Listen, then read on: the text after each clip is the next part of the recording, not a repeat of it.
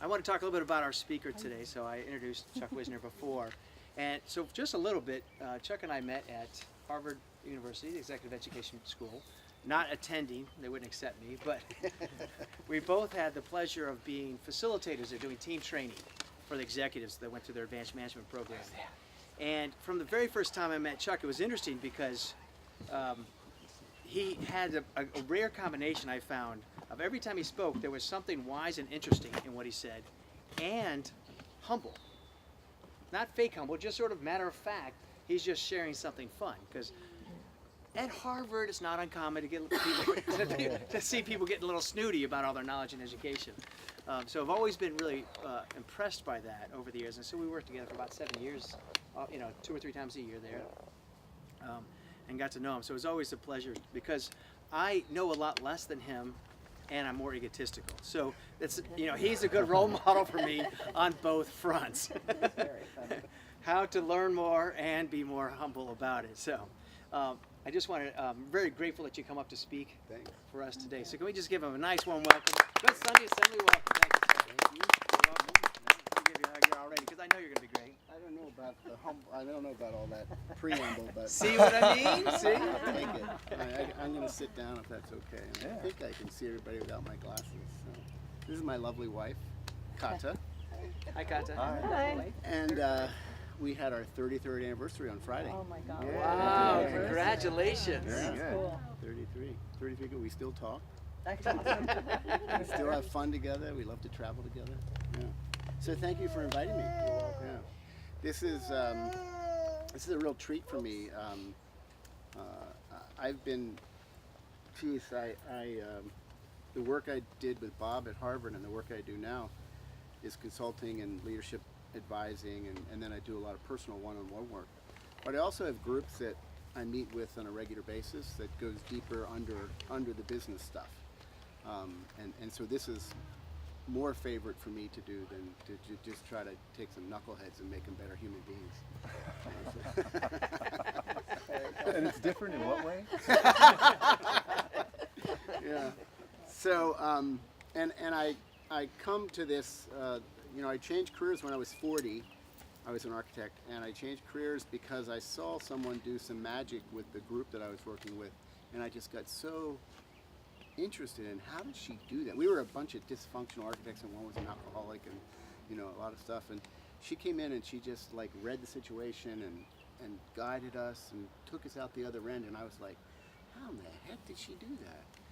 And that woke a spirit up in me of curiosity.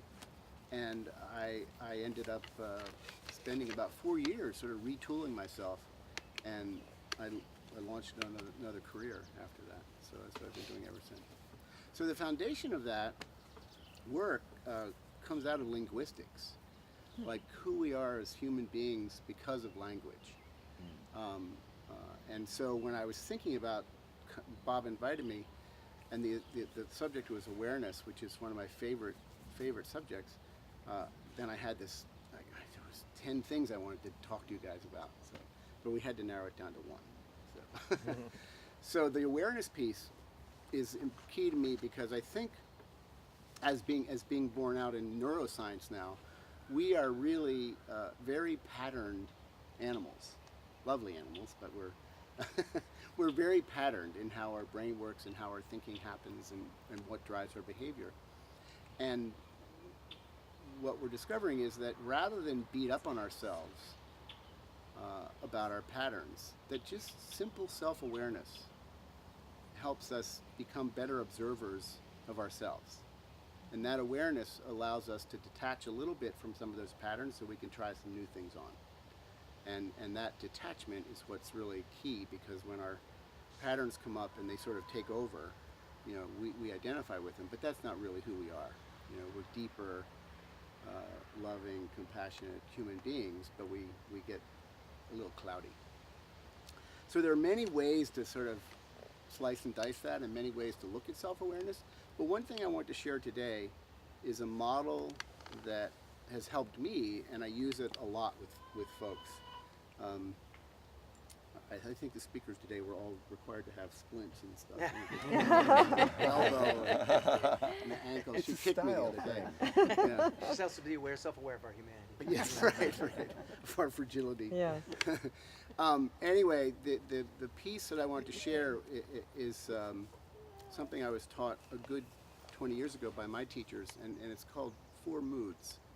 And that, there's many emotions and many moods we live in, but these are 4 fundamental moods that when we understand them in a different way, with a new lens, sort of, it helps us navigate some difficulties. Kata reminded me of a quote last night we were talking about today, and help me if I get it wrong. In life, pain is inevitable. Suffering is optional. Right? And so things are gonna happen. But how we process those things, how we think about those things, is what determines how much we suffer. So what I want to share are these 4 moods, and they basically, 2 of them are very uplifting. If you think about a funnel, like a spiraling funnel, and when something happens in life and we get triggered, where do you think we tend to go in that funnel? Or we spiral down, right? We just spiral down. And the further down we go, the darker it gets, the more closed in it gets, the faster we're spinning, right? And so from there, our ability to see clearly, to accept things, to just see life as it is really blinded. We're in a deep, deep fog, right? And so that's sort of the downside of the spiral. The upside of the spiral, when we can bring ourselves up with self-awareness and try some new things, is a much wider space, and it's open and it's clear. And so that's these moods that I'm talking about. 2 of them are about lifting up, and 2 of them are their cohorts that are related, but they take us in the other direction. My father died at a very young age of 59. I didn't know how young that was until I turned 59. Years back. And that was a sad moment. He got very sick and was sick for about 3 years. And he was on the West Coast, I was on the East Coast, but I had 3 years to sort of come to peace with our relationship and say goodbye to him and do all the things that you like to do. And multiple scary trips to the West Coast. It was like, he's dying, fly out there, he's okay, come back to work. That happened 3 or 4 times. But anyway, because of those 3 years, I found I was able to accept his death when he finally died. And my ability to accept his death gave me a sense of peace. That I was at peace with it. It didn't mean I was happy about it. It didn't mean to deny the loss of it, but there was a peace. And that's acceptance of reality as it is. Acceptance of death, acceptance of what we don't like. My mother, on the other hand, married for 50 years. They topped us. They started really early. My mother could not accept his death. And so if you think about accepting reality and then non-accepting reality, the acceptance and the peace I found had me lifted up the funnel. Her non-acceptance, she was going down fast because she couldn't, it just was too much. Life, she didn't know what life was without him. And so that was a very, very big suffering point for her, where she couldn't accept his death. And so I think I tell that story. It's the same event. 2 people experience it very differently. And the key there is acceptance and non-acceptance. So this mystery, this beautiful mystery that we live in, is a dual world. It's good and it's bad. It's light and it's dark. It's happy and it's sad, and it's life and it's death. It's all those things all the time. And our ability to actually accept how it unfolds has a lot to do with how stressful we are, or how much more at peace and at ease we can be in life. So that's that one dimension of finding peace through acceptance. for my mom, the non-acceptance, the saying, it drives the story, life isn't fair. This shouldn't have happened, right? We do this in very subtle ways. Hell, it starts raining and we go, this shouldn't be happening. Like, honey, good luck, you know? Forget about it, yeah. But these little subtle ways that we just sort of fight reality is a really, really cool thing to pay attention to. Not easy, but it's a great thing to pay attention to because the benefits of acceptance are just so delicious and freeing. And I love the word having life be easy. And I don't mean that you don't work hard. I just say there's less struggle. You allow it to unfold because there's a lot more acceptance. I've been doing this work for a long time, and there's not much that stresses me and drags me down the funnel. But we have 2 young men as sons. Or children. 2 children in their 20s, right? And all it can take is one phone call from them at 2 in the morning. You know, first of all, we wake up and we're half asleep and all that. But secondly, the heart just starts pounding, right? And you go, oh, now what? Right? And you're spinning down. Before you even know it, you're spinning down because the heartstrings are so big, you know. Are they in trouble? Do they need us? What, you know, what did they do this time? How stupid are they this time? You know, and all those dark thoughts just go and go, right? And without checking that, my ability to serve them and be with them is hugely diminished. Because without the check, I'm going to be on the phone starting to judge, starting to say, you stupid, you did it again, how, you know, blah, blah, blah, blah, blah, right? And I think we both know that all the trials and tribulations they've been through, these kids have tested every boundary possible. It's her fault.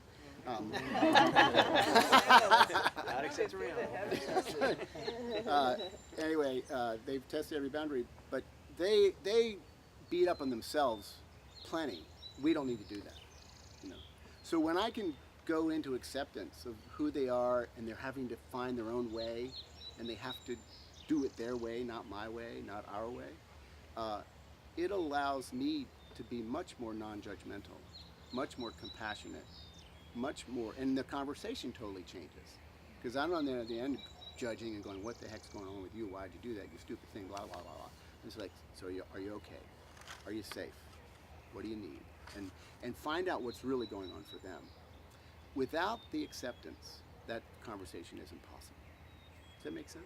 Yeah. Mm-hmm. So that's two of. So that's what I named the negative one that spins us down is sort of like resentment.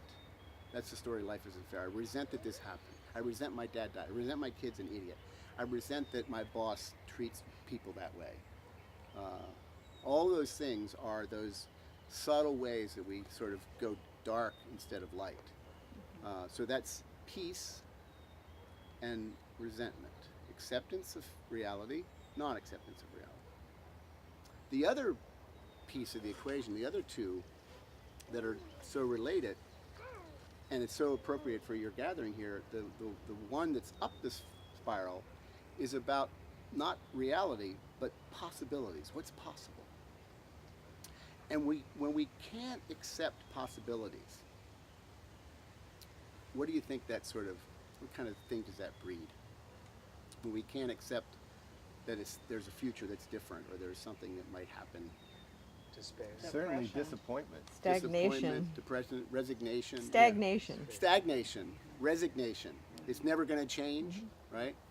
And all those words are part of that spiral down, and that's non-acceptance of possibilities. You know, I'm in a job, I don't like my boss, or I don't like the company, it's never going to change, but I need my paycheck. That's a very easy place to get stuck, you know. Or we could get stuck around the kids. They're never going to change. They're never going to grow up, right? And we get depressed really fast. So that's the non-acceptance of possibilities. The acceptance of possibilities, when we can find our peace and go, well, what else is possible? That's where wonder happens. That's that positive space of what's possible. And you got to dig deeper, and you got to find that place where you can dig a little deeper and go, oh yeah, I could do that. Hell, I could quit my job. I could move to another city. I could do this. I could do that. We could get new kids. I'm just kidding. They'll grow up. You know, we see glimpses of that. Anyway, so this notion of wonder comes from the acceptance of possibilities. And so the awareness of whether we're spinning down the spiral and whether we're fighting something of reality or whether we can't see a future is a way to just begin to simply navigate. It's only 4 things, but it gives us a broad way to navigate. And the self-awareness is just really about catching ourselves down or spiraling. And as soon as you catch yourself, you're half out. Maybe even more, you're 80% out. And then all you have to do is ask a few questions, right, to get yourself out of the story you're in. Right? So self-awareness, acceptance, non-acceptance, peace, resentment, wonder, resignation. That's sort of the simple model. And all of those things, when you start paying attention, they all live out through your stories. Stories you tell yourself, stories you tell other people, stories we hold really dear that might be true or might not be true.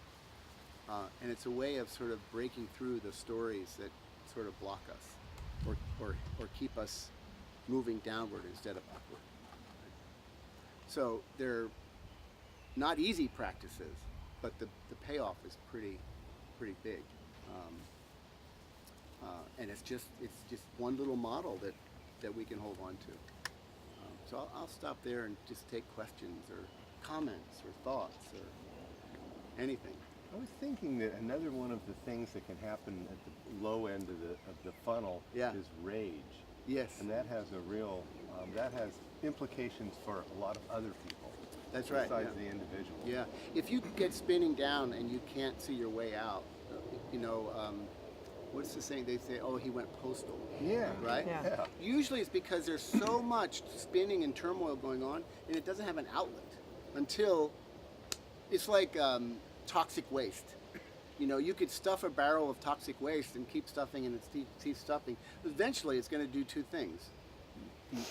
It's going to eat through and seep out, which it does in our relationships. You know, you might hate someone and you might not know how to deal with it, but it comes through in your eyes and your body. Your body doesn't lie, right? Or it'll explode, which is what rage is.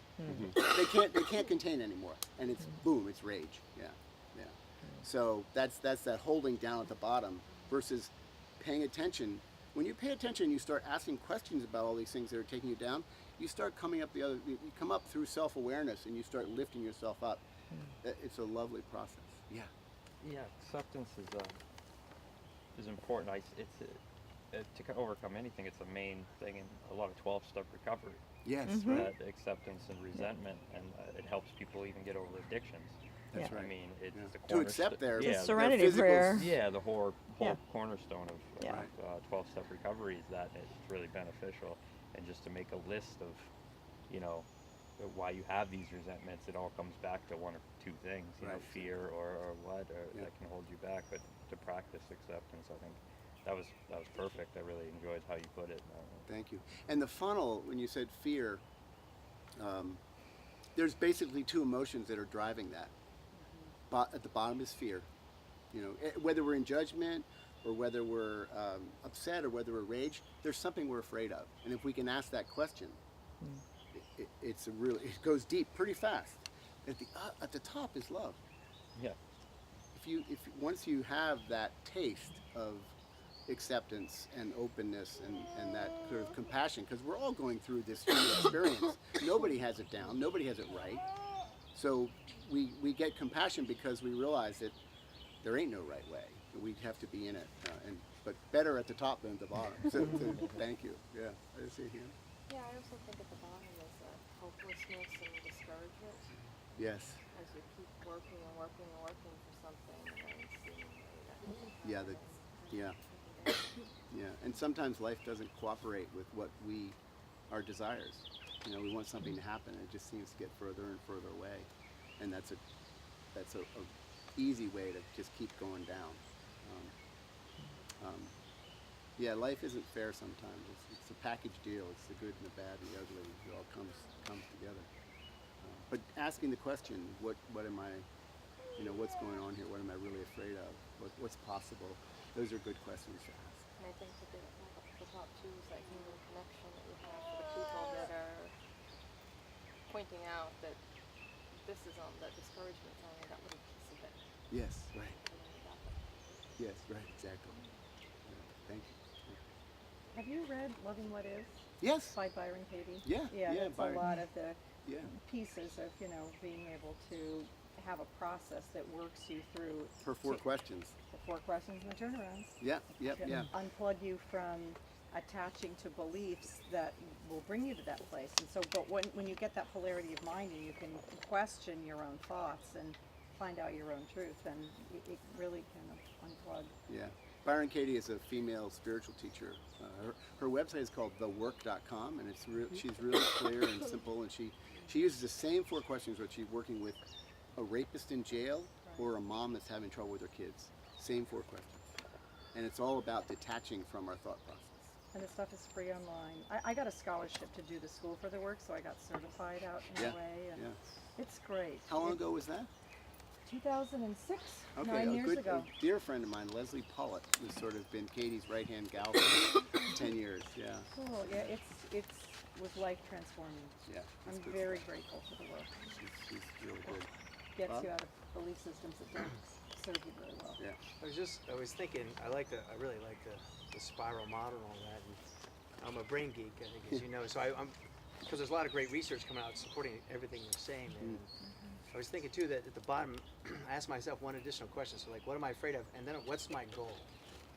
And I think, well, what I want to do is help this person through this situation, Yes. like with a child, or I Right. want to have greater harmony with my wife, or whatever it might be. Right, desire. And then that totally changes what I'm looking for in terms of solutions. Mm-hmm. So instead of screaming and yelling, or, so my wife is Hungarian, so there's a language challenge. So a lot of times she doesn't understand what I'm saying. Yeah. And I get frustrated, even though it's not her fault. Right. Right? It's so obvious that she's doing what she can, and she loves me, and she's very wonderful. So, but I find myself getting angry and going down that spiral, Right. and then saying, all right, well, what's my goal here? My goal is actually to have a good relationship. And then very quickly I say, well, she obviously loves me. So Yeah, just the yeah. fact that she didn't understand me, where it doesn't affect that. Right. That's just my own bias, my own belief about it. If you're not listening, you must not love me, kind of, or whatever Right. it is. It's a good story you have going. Yeah. Yeah. Well, that's it. It's Yeah. a very old story that Right. is getting Is in the it way of current true? reality. Yeah. Yeah, And then it's it not, spins. clearly and not for her. Then you get spinning and she gets spinning. And you know what happens when 2 spinning tops hit each other? That's exactly. it's Were you in the not car funny. when that happened? There's, I don't want to. I want to wrap it up. But what you remind me of is every time we have a judgment or something is dragging us down the spiral, there's some fear there, and there's I've been writing a book for the last couple of years, and there's a little shortcut. If you can remember this, you have something to take away besides the spiral and the moods. It's CADS. So think of CADS. Think of the CADs in your head. The CADs running around making trouble. Like the monkeys in the committee up there saying, "Oh, you shouldn't have done that, you dumb shit," and all that stuff. But CADS stands for every time you have a judgment or something's upsetting you, there's some concern you have about the future. It's always a future oriented. I don't want tomorrow to be like today. I don't want 2 weeks to be. So we always have, but we forget to surface it. So if you can just say, well, what am I concerned about? Right? The second one is the A is for authority. Every time we're in a battle or with ourselves or with other people, there are issues of power that come up. Kids, bosses, spouses, all that. There's power and authority issues. The third one is desires. So when you start spinning and you just ask yourself, what do I want here? What's my desire? Usually, like in his situation, there's an aversion. I hate when this happens. But an aversion is just the other side of desire. If he says I hate when this happens, well, if you hate what happened, what do you want to have happen? Well, I want us to be more harmonious. So if you can find that, again, it starts lifting you up. And the last one is standards. And I just love this one because every judgment we have, every strong opinion we have where we might get into a battle with someone, we have this I don't, what do I call it? This computer inside that has standards about how life should be or shouldn't be that we didn't even choose to adopt. We adopted because of our families and our culture and our, our experiences, right? But every time we're in a battle, it's because, well, what's my standard? I'm judging them because I think that's the bad thing to do. I'm judging the kids because they shouldn't be so stupid. Well, I happen to have 40 years on them, of wisdom. They don't, so I'm judging them by standards that are unfair. Or he might be judging his wife by a standard. Why don't you just understand the damn language, and be done with it? So anyway, CADS is another really good shortcut. When you find yourself going down, you go, what am I concerned about? Is there a power issue? What's my desire? What am I afraid of? What's my aversion? And what are my standards? And standards are things we can let go of. We can change them. We can, let them change. Thank you. Cool, thank you. Yeah. Awesome. Thank you. You're welcome. What did I tell you? A lot of Yeah. wisdom. Yes. And humility.